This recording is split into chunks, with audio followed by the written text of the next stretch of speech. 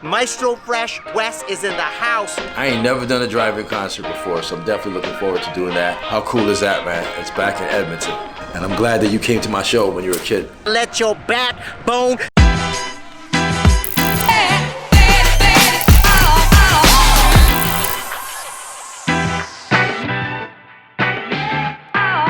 VIP package at Bubbles. If you guys don't know about it, it is the best thing I have ever done. I can wash both of our cars once a day, every day, so I don't have to worry about, is it gonna rain? I don't know, is it worth it? Should I spend the 25 bucks? Should I get a cheaper wash for 10 bucks since it might rain, but I want it to be clean, I'm going out, I have a meeting, blah, blah, blah. No, fuck it, wash that shit every day, do it. Let me take you back in time. The year is 1989.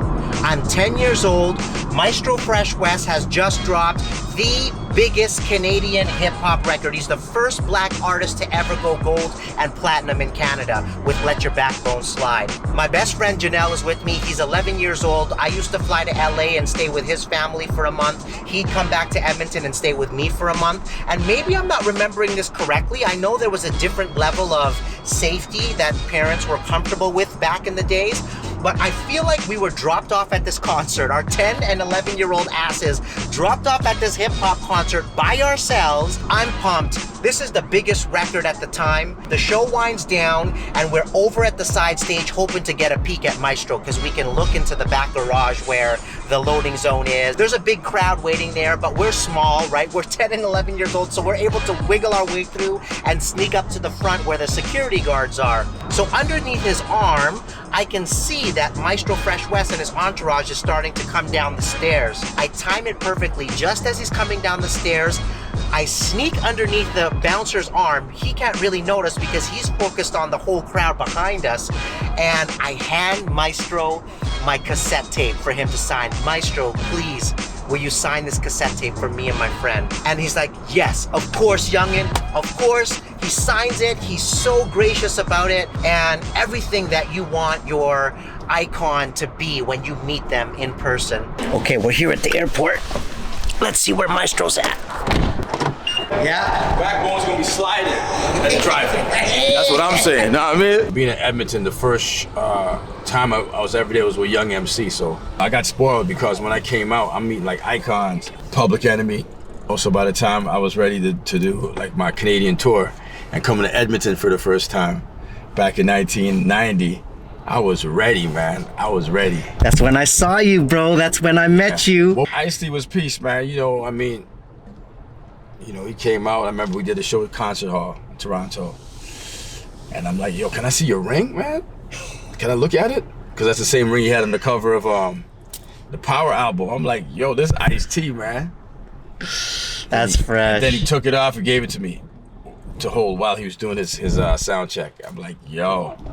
So this is how like legends treat up and coming artists. You know what I'm saying? And that's what I learned. That's like my media training. You know, that's my media training. So that's how I treat up and coming artists. Doesn't matter who you are, I give them that same love. And that's what I learned from my big brothers. You had to hustle and go out and create those opportunities. It wasn't just good luck. You put yourself into that position for that success to happen. You could do something, but you can't dictate to the Most High how he's going to respond. But you got to go out and do your thing. Me acting, you know me, auditions I went out for and got dissed, just didn't get parts, or movies I went out for, shows, and I never got it.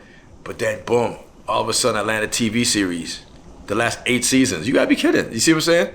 You don't know, you can't dictate when and how things happen. So the same thing with music years prior. It's like, you know, I went out to New York City. We went down there, my man Farley Flex. We dropped off our demo tapes to all these record companies. Nobody got back to me. Who would have thought that it took a company from New York City and an artist, like a dance artist, like Stevie B, just being in Toronto at the Much Music Building the same time I'm performing. And that was, you see what I'm saying? So, but if I didn't put that work in, none of that would have happened. So what I encourage people to do is just put that work in. And I went on Electric Circus before that. I didn't even really want to go back on again because I thought it was kind of corny, you know what I'm saying? But I went on again. You know, we were encouraged to go on again. They called me to do it one more time. And I said, all right, let me do this song called Let Your Backbone Slide for the very first time ever.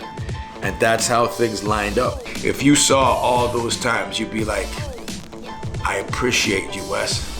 Even if you hated me for whatever reason, you'd have to appreciate because you have no clue. And that's what perseverance is all about. You see what I'm saying? And yeah, man, you got a good interview.